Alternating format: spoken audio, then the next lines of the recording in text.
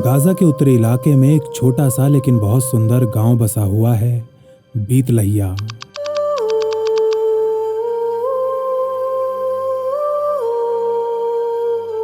फिलिस्तीनियों की आबादी वाले इस गांव में ओसामा हमाद नामक एक आदमी भी अपनी पत्नी और बच्चों के साथ रह रहा है।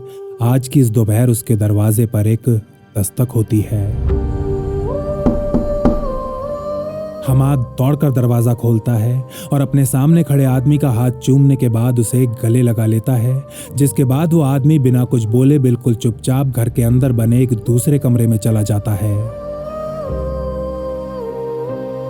थोड़ी देर बाद अपने हाथों में चाय लिए हमाद उस कमरे के अंदर जाता है और चाय को वहां पड़ी एक मेज पर रखने के बाद उस आदमी के हाथों में अपना सेलफोन पकड़ाते हुए कमरे से बाहर आ जाता है।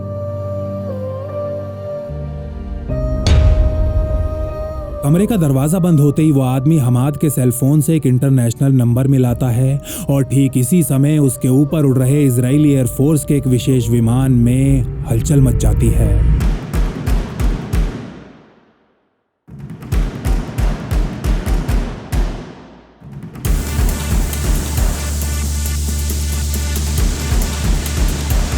इस प्लेन में लगा इलेक्ट्रॉनिक इक्विपमेंट इस आदमी की कॉल को इंटरसेप्ट कर मोसाद के दक्षिणी रीजनल हेडक्वार्टर्स में ट्रांसमिट करने लगता है। हेडक्वार्टर्स में बैठा मोसाद का एक वॉइस एक्सपर्ट अपने कानों पर हेडफोन्स लगाए इस आदमी की आवाज को बड़े ही ध्यान से सुनने लगता है और इस एक्सपर्ट के आसपास खड़े मोसाद के बाकी एजेंट्स उसे कुछ ऐसे घूरने लगते हैं जैसे शैरन स्टोन उनके बीच आकर बैठ गई हो। इंजीनियर ही बात कर रहा है ना?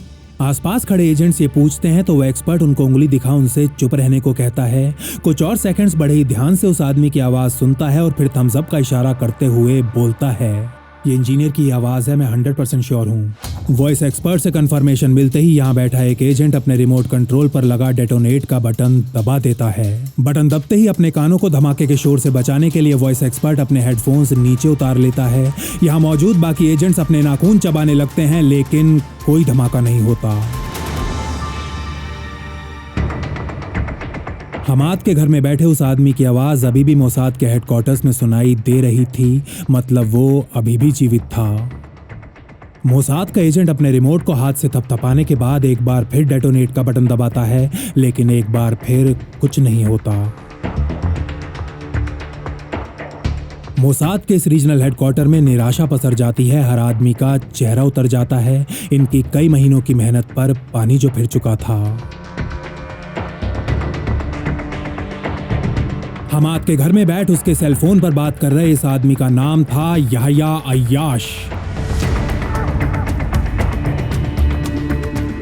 हमाद का बचपन का दोस्त और इजराइल का कट्टर दुश्मन, एक आतंकी सरगना जो ना जाने अब तक कितने इजरायली फौजियों और सिविलियंस को ऊपर भेजने के लिए सीधा जिम्मेदार था। द इंजीनियर के नाम से कुख्यात हमास का एक प्रमुख सदस्य जिसका बॉम्ब बनाने में दूर दूर तक कोई सानी नहीं था। उस इंजीनियर के फोन में मोसाद ने कुछ दिन पहले 50 ग्राम का एक छोटा सा बॉम्ब प्लांट किया था, बॉम्ब जो आज फेल हो चुका था और अब मोसाद ये सोचने पर मजबूर थी कि ऐसा मौका उसको दोबारा कभी मिल पाएगा या नहीं।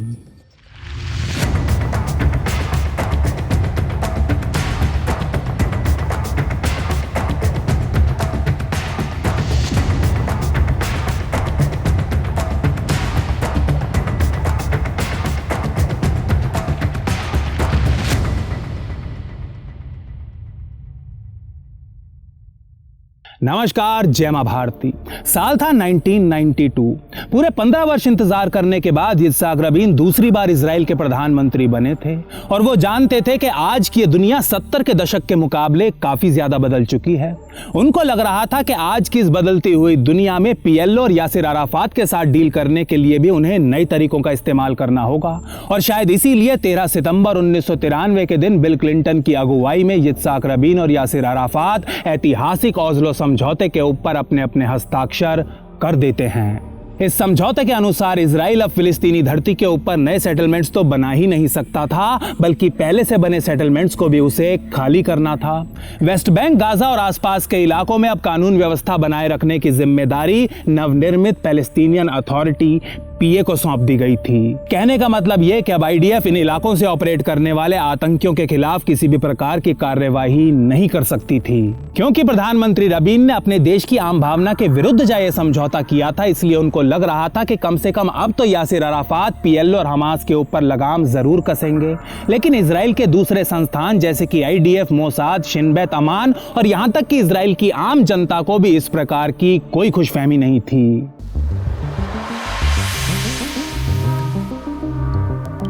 प्रधानमंत्री रबीन को यह लग रहा था कि ओस्लो समझौते और पीए के निर्माण के बाद इजराइल और फिलिस्तीन के बीच संबंध सामान्य होने लगेंगे, लेकिन इजरायली जनता में एक बहुत बड़ा वर्ग इसका ठीक उल्टा सोच रहा था। इस वर्ग का यह मानना था कि शांति प्रक्रिया शुरू करने और अपने अधिकार वाले क्षेत्र अराफात को देने से इजरायली धरती पर होने वाले हमलों में कमी नहीं बल्कि तेजी आएगी।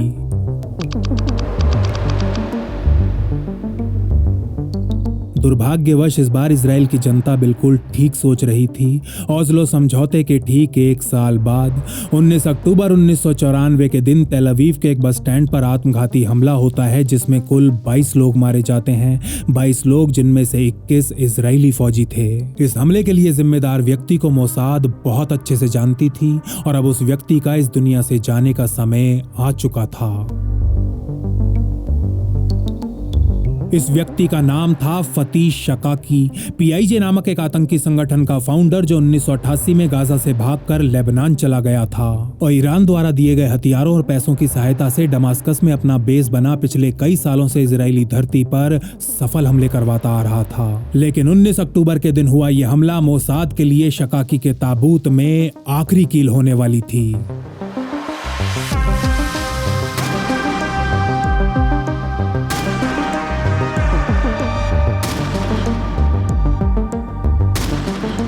बस स्टैंड पर हुए इस हमले के 4 दिन बाद शकाकी टाइम मैगजीन की कॉरेस्पॉन्डेंट लारा मरलोए को एक इंटरव्यू देता है। इस इंटरव्यू में शकाकी हमले की जिम्मेदारी तो नहीं लेता, लेकिन अपने चेहरे पर एक शैतानी मुस्कुराहट लिए इसकी प्लानिंग के बारे में पूरे विस्तार से बताता है।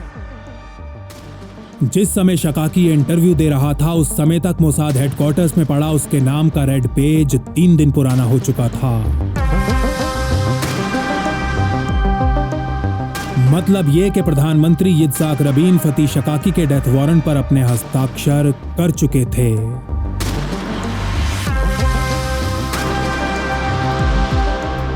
अपने प्रधानमंत्री से ग्रीन सिग्नल मिलते ही शकाकी को खत्म करने के लिए मोसाद एक कोवर्ट मिशन लॉन्च करती है, जिसे नाम दिया जाता है ऑपरेशन गोल्डन बी हाइव।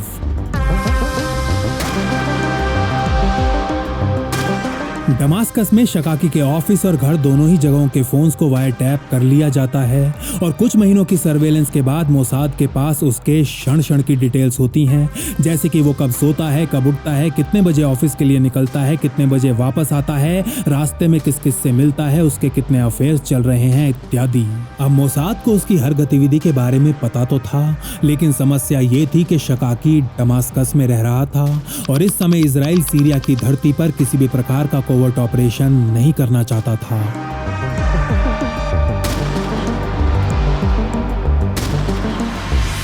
ये वो समय था जब इजराइल और सीरिया के बीच औपचारिक रूप से शांति वार्ता चल रही थी और इसीलिए इजराइल की मिलिट्री इंटेलिजेंस के चीफ उरी सागी को यह लग रहा था कि यदि इस समय दमास्कस में शकाकी को मारा गया तो ये पूरी की पूरी शांति वार्ता खटाई में पड़ सकती है। लेकिन शकाकी को दमास्कस के बाहर मारना भी तो कोई बच्चों का खेल नहीं था। यदि कभी कभार वो सीरिया से बाहर निकलता भी था तो केवल ईरान या फिर दूसरे अरब देशों में जाने के लिए, ऐसे देश जहां उसको हाथ लगाना शेर की मांद में घुस के उसके मुंह से निवाला छीनने के बराबर था।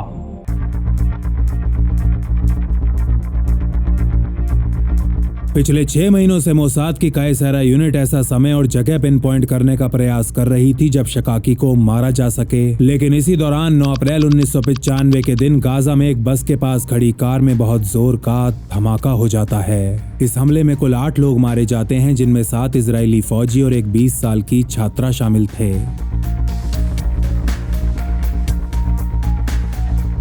इधर शकाकी का संगठन पीआईजे इस हमले की जिम्मेदारी लेता है और उधर प्रधानमंत्री रबीन अपना आपा खो बैठते हैं। वो मोसाद चीफ से बस इतना जानना चाहते थे कि शकाकी नाम के इस आतंकी की सांसें आखिर अब तक क्यों चल रही हैं। एक महीने बाद मोसाद प्रधानमंत्री रबीन के सामने एक इंटेलिजेंस रिपोर्ट प्रस्तुत करती है, जिसके अनुसार लीबिया के तानाशाह मुअम्मर गद्दाफी के शकाकी के साथ काफी घनिष्ठ संबंध थे। गद्दाफी ने शकाकी को एक लीबियन पासपोर्ट दिया हुआ था, जिसका इस्तेमाल कर वो नियमित रूप से लीबिया जा गद्दाफी से मिला करता था। मोसाद की इस रिपोर्ट के अनुसार शकाकी पहले दमास्कस से फ्लाइट ले माल्टा के रास्ते ट्यूनीशिया जाता था, जहां उसके लिए एक BMW या फिर जैगुआर गाड़ी किराए पर ली जाती थी और फिर वो इस गाड़ी में बैठ 480 मील का सफर तय कर सड़क के रास्ते ट्रिपोली पहुंच जाया करता था।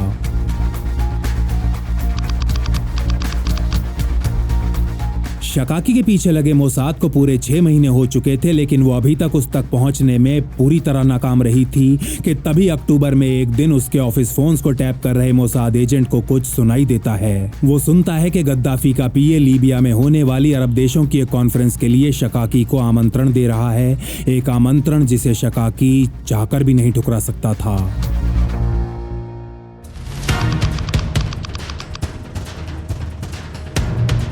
22 अक्टूबर के दिन मोसाद की हिट यूनिट का हेड एजेंट जेरी अपनी टीम के साथ माल्टा में लैंड करता है और एयरपोर्ट पर आने वाले पैसेंजर्स को मॉनिटर करने में लग जाता है। 3 फ्लाइट्स लैंड होने के बाद एजेंट जेरी अपने रेडियो से मोसाद हेडक्वार्टर के लिए एक मैसेज भेजता है। यहाँ साइड में कोई बैठा हुआ है, मैं चेक करने जा रहा हूँ। तेल अवीव स्थित मोसाद हेडक्वार्टर में टेंशन बढ़ने लगती है और ठीक 1 मिनट बाद एक बार फिर से रेडियो पर एजेंट जेरी की आवाज सुनाई देती है। I think we have got an ID. उसने विग लगाया हुआ है, लेकिन मुझे पूरा विश्वास है कि वो हमारा टारगेट ही है।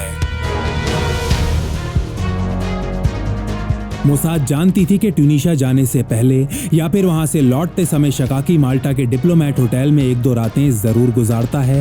यही वो समय होता है जब वो जी भर के अय्याशी करता है, लेकिन इस बार शकाकी एयरपोर्ट से बाहर नहीं निकलता, बल्कि माल्टा की फ्लाइट में बैठ सीधा टेक ऑफ कर जाता है।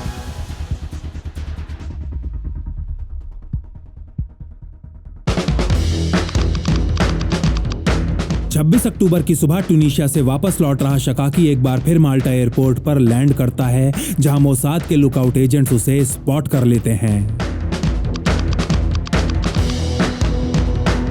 इसके बाद ठीक 10 बजे डिप्लोमेट होटल की लॉबी में तैनात एजेंट्स ये कंफर्म करते हैं कि शकाकी होटल पहुंच चुका है। शकाकी टैक्सी से होटल आया था और उसने केवल एक रात के लिए ही चेक इन किया था। मोसाद के इन एजेंट्स के अनुसार वो किसी को भी अपना सामान नहीं उठाने दे रहा था और जिस कमरे में वो ठहरा हुआ था उसका नंबर था 616।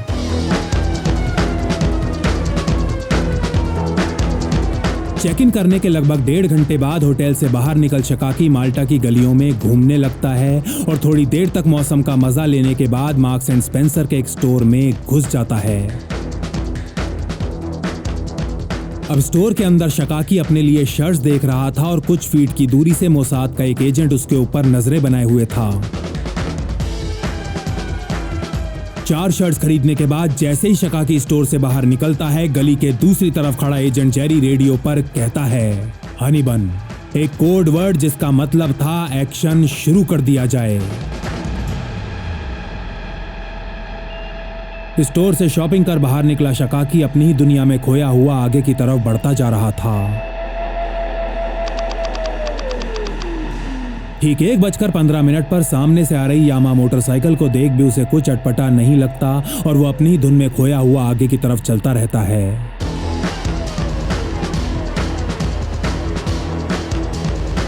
उसके पास पहुंचकर ये मोटरसाइकिल बहुत ज्यादा धीरे हो जाती है और तभी पिछली सीट पर सवार आदमी अपनी कमर से साइलेंसर लगी एक पिस्तौल निकालता है और फिर बिजली की रफ्तार से 2 गोलियां उसके सर में और एक गर्दन में उतार देता है।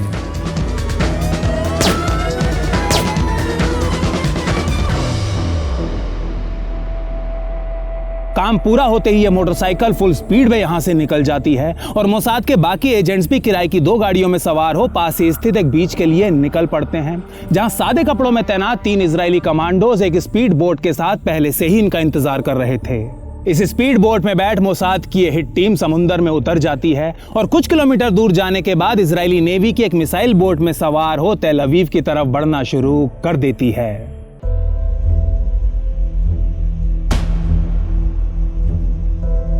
ऑपरेशन गोल्डन बीहाइव सफल हो चुका था और इससे उत्साहित प्रधानमंत्री रबीन मोसाद को हमास के बाकी लीडर्स की हिट लिस्ट बना उनके ऊपर भी इंटेलिजेंस इकट्ठा करने का आदेश दे देते हैं। मोसाद की इस हिट लिस्ट में सबसे पहला नाम था याह्या अय्याश, द इंजीनियर के नाम से कुख्यात हमास का आतंकी नेता, जिसको इजराइल में होने वाले आत्मघाती हमलों का जनक कहा जाता था। 1993 से लेकर 95 के बीच केवल इन 2 सालों में ही अय्याश इजरायली धरती पर 9 बार आत्मघाती हमले करवा चुका था, हमले जिनमें 56 लोग मारे जा चुके थे जबकि 387 घायल हुए थे। अपने ही देशवासियों की लाशें बार बार देख इजरायली जनता का रोष बढ़ता जा रहा था और इसी के चलते प्रधानमंत्री रबीन याह्या अय्याश के रेड पेज पर भी साइन कर देते हैं। लेकिन अय्याश को टारगेट करना शकाकी के मुकाबले कहीं ज्यादा मुश्किल होने वाला था। अय्याश गाजा और वेस्ट बैंक के इलाकों से छिपकर ऑपरेट कर रहा था, ऐसे इलाके जो ओस्लो समझौते के अनुसार अब पीए के अधिकार क्षेत्र में आते थे। ओस्लो समझौते की अगली स्टेजेस पर अभी भी बातचीत चल रही थी और ऐसे में फिलिस्तीन के अधिकार क्षेत्र वाले इलाके में एक ब्लैक ऑपरेशन को अंजाम देना पूरी वार्ता के ऊपर पानी फेर सकता था। यित्ज़हाक रबीन बार बार यासिर अराफात से याह्या अय्याश और उसके आदमियों को गिरफ्तार कर इजराइल में होने वाले आत्मघाती हमलों पर अंकुश लगाने का आग्रह कर रहे थे, लेकिन अराफात के कानों पर जूं तक नहीं रेंग रही थी। अराफात तो उल्टा इन हमलों के पीछे खुद मोसाद का हाथ होने की बात कर नित नई कॉन्स्पिरेसी थ्योरीज बना डालते थे। जब इजराइल को पूरा विश्वास हो जाता है कि अराफात इन आतंकियों पर अंकुश लगाने के लिए कुछ नहीं करने वाले, तब इसराइल हसन नामक एक इंटेलिजेंस ऑफिसर को मोसाद की सेंट्रल कमांड का हेड बना दिया जाता है। याह्या अय्याश जिन इलाकों से ऑपरेट कर रहा था वो इसी कमांड के अंडर आते थे। अपनी नई पोस्ट पर आने के बाद इसराइल हसन अय्याश के ऊपर जो भी थोड़ी बहुत इंटेलिजेंस उपलब्ध थी उसे रिव्यू करने में लग जाते हैं। वो देखते हैं कि पिछले लगभग 1 साल से मोसाद और शिन बेत का कोई भी अंडरकवर एजेंट अय्याश के निकट नहीं पहुंच पाया है और इसी कारण उसकी लोकेशन के ऊपर किसी भी प्रकार की इंटेलिजेंस इन रिपोर्ट्स में नहीं है, सिवाय एक रिपोर्ट के जिसके अनुसार अय्याश मोसाद के डर से पोलैंड भाग चुका था और अब वहीं छिपकर रह रहा था। लेकिन हसन इस रिपोर्ट को सिरे से खारिज कर देते हैं। वो पोलैंड में कैसे हो सकता है? अपने एजेंट्स की तरफ इस रिपोर्ट को लहराते हुए हसन आगे कहते हैं, जब यहां होने वाले हमलों में हमें उसके फिंगरप्रिंट्स और एमओ साफ साफ दिखाई पड़ रहे हैं तो वो पोलैंड में कैसे हो सकता है? अपने एजेंट्स पर भड़ास निकालने के बाद हसन एक गिलास पानी पीते हैं और फिर अपनी बात आगे पूरी करते हैं। अगर अय्याश को खत्म करना है तो हमें एक नए सिरे और नई सोच के साथ काम करना होगा, पुराने तरीकों से काम नहीं होने वाला। इसके कुछ दिन बाद इसराइल हसन अपने कुछ मुट्ठी भर एजेंट्स और कमांडर्स की एक टीम तैयार कर उनके सामने अय्याश को हिट करने का प्लान प्रस्तुत करते हैं। याह्या अय्याश द इंजीनियर को खत्म करने वाले इस प्लान को नाम दिया जाता है ऑपरेशन क्रिस्टल। यहाँ क्रिस्टल अय्याश को दिया गया कोड नेम था।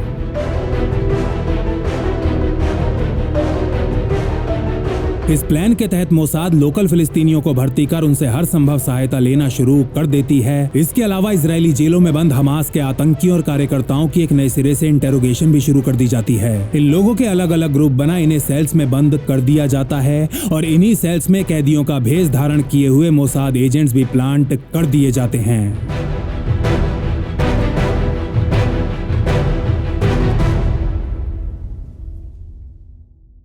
जल्द ही हसन का प्लान काम करने लगता है और मोसाद को पता चलता है कि अय्याश जरूरत से कहीं ज्यादा चालाक आदमी है। वो बहुत पहले ही लैंडलाइन और सेलफोन्स का पूरी तरह त्याग कर चुका है। वो निरंतर अपनी जगह बदलता रहता है, किसी एक जगह पर लगातार 2 रातें कभी भी नहीं बिताता और सबसे ज्यादा जरूरी बात यह कि वो अपने अलावा और किसी पर बिल्कुल भी विश्वास नहीं करता। इसके बाद अगले कई महीनों तक मोसाद और शिन बेत के एजेंट्स गाजा में दिन रात अय्याश को ट्रैक करने का प्रयास करते रहते हैं। वो उसके व्यवहार, रूटीन और सिक्योरिटी में ऐसे पैटर्न्स या फिर भूल चूक को आइडेंटिफाई करने का प्रयास कर रहे थे जिसका इस्तेमाल कर उस तक पहुंचा जा सकता हो।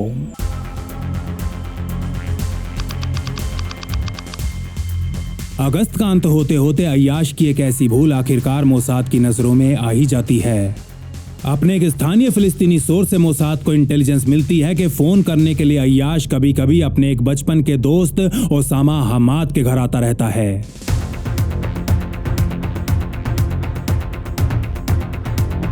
ओसामा हमाद नामक ये व्यक्ति अपने परिवार के साथ उत्तरी गाजा में बसे बीत लहिया नामक एक गांव में रहता था और हमाद के व्यक्तिगत सेलफोन का प्रयोग कर अय्याश ईरान और लेबनान में कुछ फौजी अफसरों और अपने साथियों को फोन किया करता था। ये इंटेलिजेंस तो स्वर्णिम थी, लेकिन अब समस्या ये थी कि एक रिहायशी इलाके में अय्याश को टारगेट कैसे किया जाए। इसी समस्या के ऊपर एक प्लान बना हसन मोसाद और शिन बेत के चीफ्स के सामने प्रस्तुत कर देते हैं।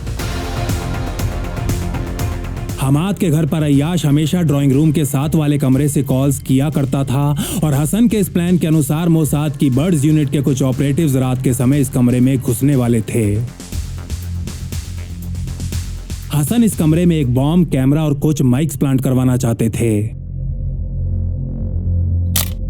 जैसे ही अय्याश इस कमरे में आकर बैठता, कैमरा उसकी फोटो खींचता, माइक उसकी आवाज कैच करता और जैसे ही ये दोनों चीजें मैच होती, रिमोट के जरिए बॉम्ब को ट्रिगर कर दिया जाता।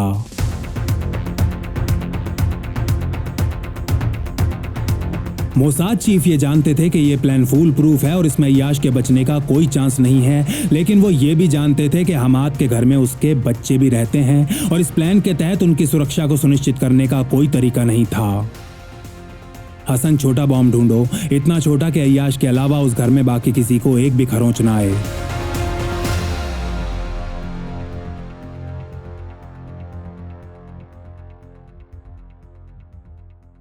अब हसन को एक इतने छोटे बॉम्ब की तलाश थी जो फटने पर केवल अय्याश को न्यूट्रलाइज करे, घर में मौजूद दूसरे लोगों को कोई हानि न पहुंचाए। और ऐसा केवल एक ही स्थिति में संभव था, जब किसी तरह अय्याश खुद इस बॉम्ब को अपने सर के पास ले आए। अभी हसन अपनी समस्या का हल ढूंढने में लगे ही हुए थे कि तभी मोसाद को हमाद और एक इजरायली बिल्डर के रिश्तों के बारे में पता चलता है। कमाल हमाद नामक ये बिल्डर ओसामा हमाद का चाचा था और अपने काम की वजह से इजरायली अधिकारियों के संपर्क में बना रहता था। ये जानकारी मिलते ही मोसाद कमाल को अपने लिए काम करने को मना लेती है। असल में पिछले कई सालों से कमाल हमाद अपने परिवार समेत अमेरिका में सेटल होना चाहता था, लेकिन उसका वीजा नहीं लग पा रहा था।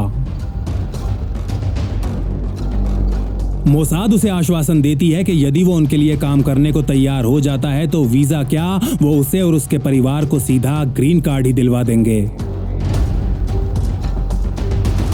इसके बाद मोसाद कमाल को एक नया मोटोरोला अल्फा फोन देती है जो उसे अपने भतीजे ओसामा को गिफ्ट करना था। मोसाद कमाल से कहती है कि इस सेल फोन के अंदर एक ट्रांसमीटर लगा हुआ है और जब अय्याश इससे कॉल्स करेगा तो वो इस ट्रांसमीटर की सहायता से उसकी सारी बातें सुन पाएंगे। मोसाद के हैंडलर्स कमाल से झूठ बोल रहे थे। इस सेलफोन में ट्रांसमीटर नहीं बल्कि 50 ग्राम का एक छोटा सा बॉम्ब प्लांट किया गया था, जिसको रिमोट द्वारा कभी भी ट्रिगर किया जा सकता था।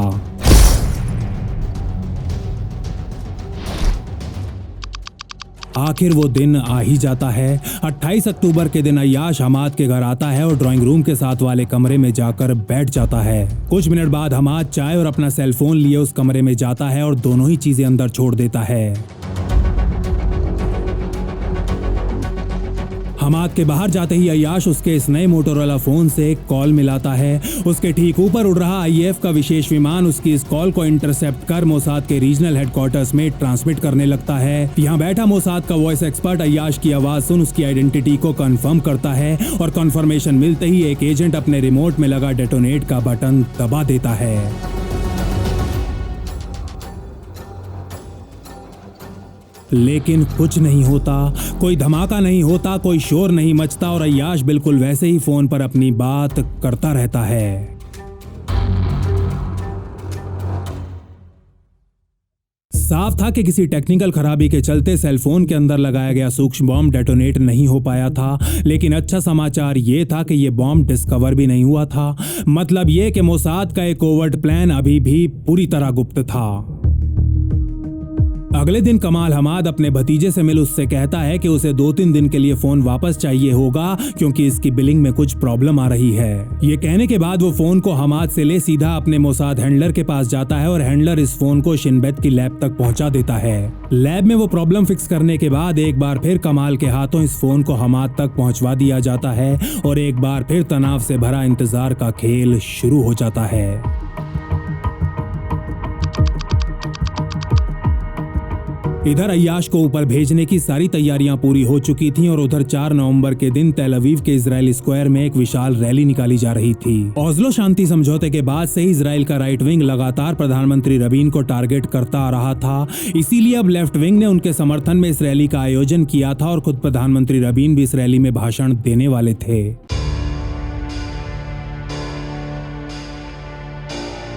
4 नवंबर के इस अभागे दिन शाम को ये रैली शुरू हो जाती है। रबीन यहाँ मौजूद 1 लाख लोगों की भीड़ के सामने एक बहुत ही भावुक भाषण देते हैं। रैली खत्म हो जाती है और रबीन स्टेज से नीचे उतर वहाँ मौजूद लोगों से हाथ मिलाते हुए अपनी आर्मर्ड गाड़ी की तरफ बढ़ना शुरू कर देते हैं कि तभी वहाँ तैनात एक सीक्रेट सर्विस एजेंट की नजरें एक पतले से लड़के पर पड़ती हैं जो प्रधानमंत्री के रास्ते में खड़ा हुआ था। लेकिन इससे पहले कि कोई उसे रोक पाता, यिगल अमीर नाम का लॉ स्टूडेंट रबीन की तरफ बढ़ता है और उनके ऊपर पिस्तौल तानते हुए एक के बाद एक 3 राउंड्स फायर कर डालता है।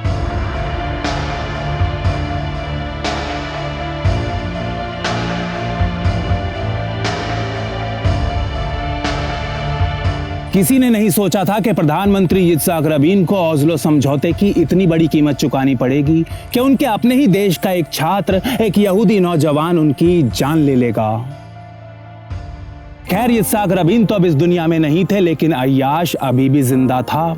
शिमोन पेरेस इजराइल के अगले प्रधानमंत्री बनते हैं और शपथ लेते ही सबसे पहले अय्याश द इंजीनियर के खिलाफ एक नए रेड पेज के ऊपर अपने साइन कर देते हैं।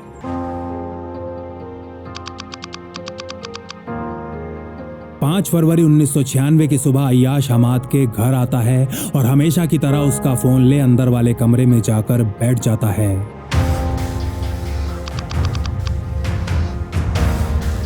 ठीक 9 बजे हमाद के इस मोटोरोला अल्फा फोन पर अय्याश के पिता अब्दुल लतीफ की कॉल आती है। अपने पिता का फोन उठा अय्याश उनसे बातें करने में लग जाता है और उधर रीजनल हेडक्वार्टर्स में बैठा मोसाद का वॉइस एक्सपर्ट उसकी आवाज सुनने में।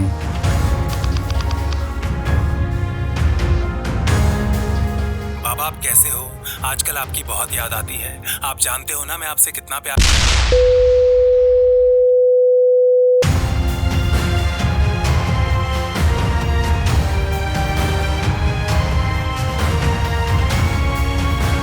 इस बार कोई गड़बड़ नहीं होती। अय्याश के मुंह से निकले ये शब्द मोसाद के लिए काफी थे।